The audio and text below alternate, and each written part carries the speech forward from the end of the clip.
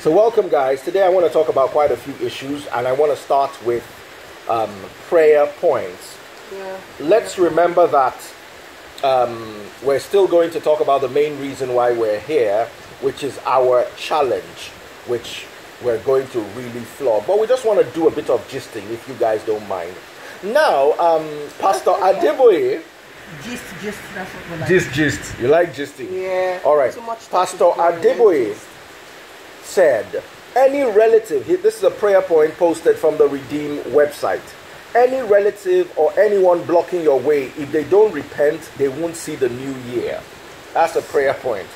Now, Bonario, who is a good friend of mine, and he's quite vocal on Twitter and on the Linda Ikeji blog, said the kind of things we send God to do, the same God whose mercies each day are renewed. Now, I'm not going to talk. I want you guys to talk, but I want Madame to talk first. So, Madame, first of all, what do you have to say about this prayer point? Let me read the prayer point to you again.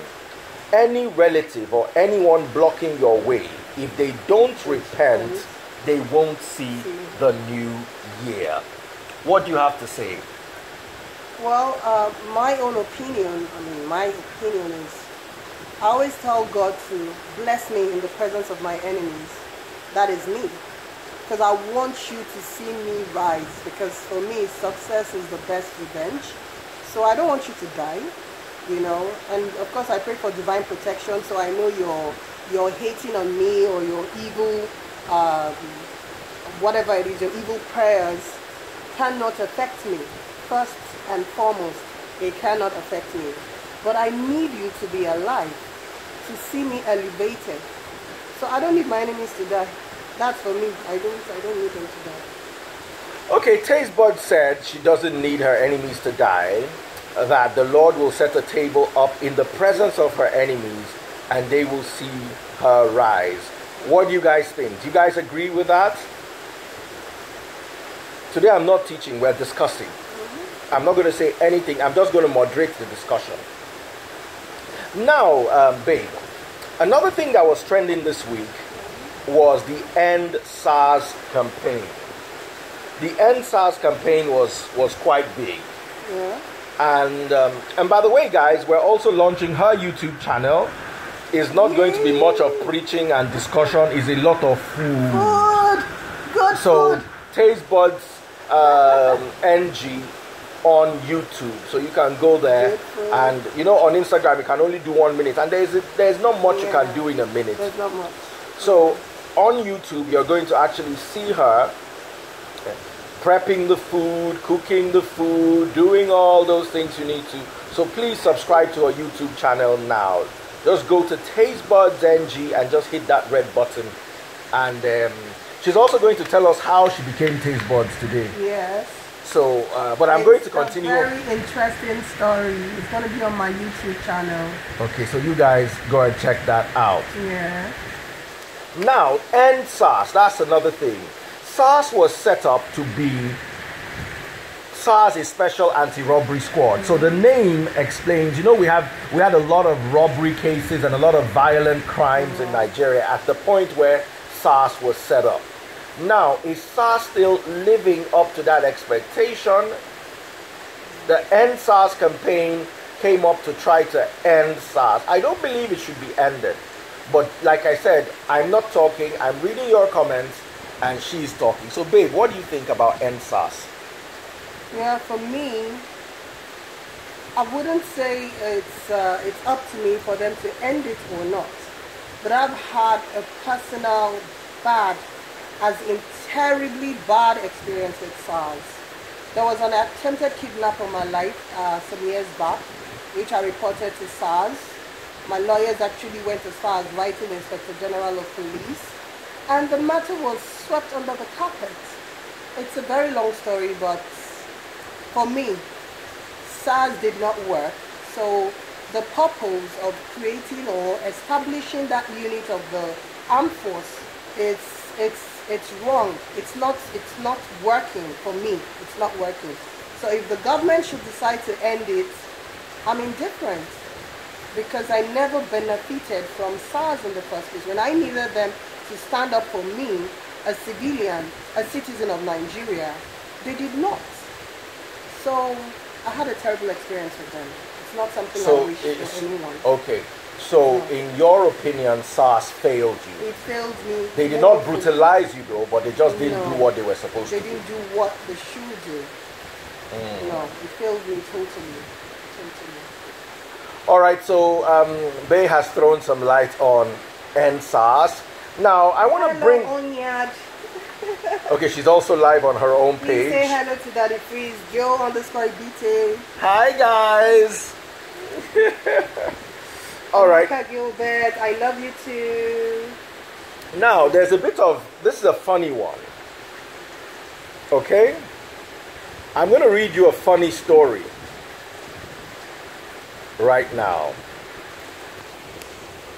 All right, I want to read you a funny story right now, and this is actually from Linda Ikeji's blog. Woman who had sex with 15 ghosts believes she will get pregnant, or believes, I beg your pardon, she'll get pregnant with a spirit's baby. Now, this woman, according to the story, had sex with ghosts. Her name is Amethyst Realm, and on this morning, she told the host, that's the show, she told the host, Philip Scottfield, that she left her fiancé after he caught her having an affair with a spirit. Whoa, is that not what we call spiritual husband back here? That's deep. Okay. And going on, she said, it was about 12 years ago I was living with my fiancé and he was working away a lot. I started to feel a presence. Amethyst said, one night she decided to dress in a sexy lingerie and hang out in the spare room where she felt the ghost presence. Now, she thought the ghost wasn't going to show up, but eventually the ghost showed up and they had a sexual relationship. And after that, she's had a sexual relationship with 14 other ghosts. And Holly, that's the second host of the show that was interviewing this lady, asked if she want to have children one day, and she says she's heard about having children for ghosts that are called phantom pregnancies. I don't know what to say. She said that she broke up with one of her one guy she was in a relationship with because he saw the shape of a man through the window making out with her. And she broke up both with the ghost and the guy. She broke up with the guy first, then she broke up with the ghost because the ghost never showed her his physical presence, but he showed it to her guy. So she felt the ghost didn't trust her enough. I love Oyibo people. Their sense is like this. So guys, what do you think of this story? God, this is crazy. Somebody said, Tastebudz, take your man to thread his brows. By a ghost or by a human being? I wonder. All right, Tastebudz. So first of all, what do you think about this story? Do you think the story is real, or do you think it's something cooked up? First of all, I find it difficult to believe. I don't believe in ghosts. Well, I do believe that ghosts do exist, but having this kind of relationship with a human being, I think it's a bit extreme. It's a bit extreme. Yes, because I have actually seen one. Hey! Yes. Sorry. Yes, I have. Yeah, tell us, baby. But tell my us. parents told me I was hallucinating. Which ghost did you see? It was in the village. Seriously, but I was 13 at that time. Okay, what did you see? Tell us what you saw. It was like an apparition, you know. Well, they said I was watching too many horror movies, Hammer House of Horror, I don't know, but I was shocked what I saw. I was 13 and we went for Christmas, like Ubalu, you know, people they say Ubalu family reunion, end of the year you go. And it was at night, we're not supposed to be outside playing, but I was very sure what I saw, you know, it was ethereal, it was like, it was transparent and it's kind of vanished and I had this airy feeling around me and I ran inside the house. I was 13, come on. But I'm sure it was a ghost. And I'm so Did it toast you? Of course not. So I think that is extreme, now having a personal relationship with a ghost.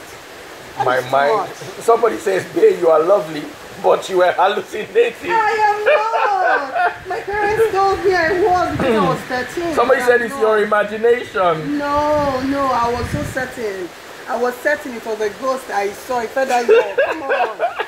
Everybody, it's so annoying when everybody thinks because you're 13. Somebody you're not said sure. ghosts are real. Oh. They are real. Thank you very Somebody much. said, did the ghost say boo? No. Did the ghost say But boo? seriously, I was 13 and I was sure. But my mom keeps insisting I was hallucinating. Somebody said you were on some mushrooms. No, not some purple mushrooms and not some Afghanistan weed. I was just 13 and it was a ghost. Okay, so finally we have agreed that it was a ghost. It was a ghost. And let's just agree. A man always has to agree with his woman if he wants a peaceful home. So, in fact, I even saw the ghost. Oh my God. All right, now, Stop. let me ask you. No, it's going on.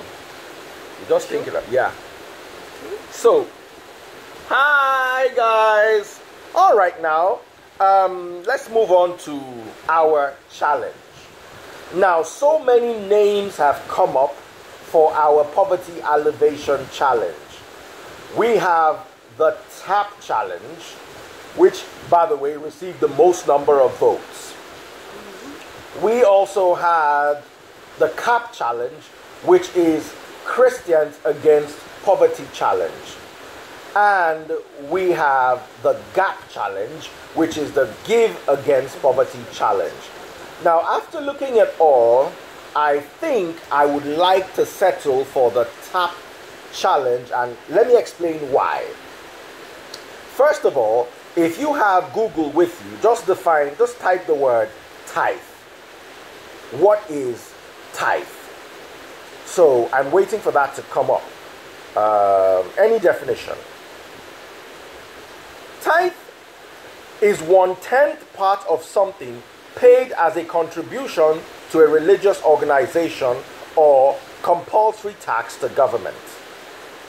Tithe is 1/10. Do you understand? Now, why do I like the TAP challenge or the Tithe Against Poverty challenge? Is because we want to take 1/10 of our income starting in December and use that tithe. Now, it is not your tithe. Church says pay your tithe. No, we are just saying take a tithe. A tithe is different from your tithe. Your tithe seems a bit more obligatory. A tithe is like take 10% of your income and use it to remove somebody from poverty. Okay? We're going to set the standards of how you can remove someone from poverty. Alright, guys? Okay. How do you remove someone from poverty? 1. Buy them tools for their trade. 2. Pay school fees. 3. Someone says any portion of your income. I want it to be at 10% because it's a bit more comfortable to take 10% than to take any portion. If you say any portion, we will take 1%. Do you understand? That's why it is Tithe Against Poverty. We want to take our income and remove one person. I'm going to remove one person. You are going to remove one person. Now, here's how the chain reaction works.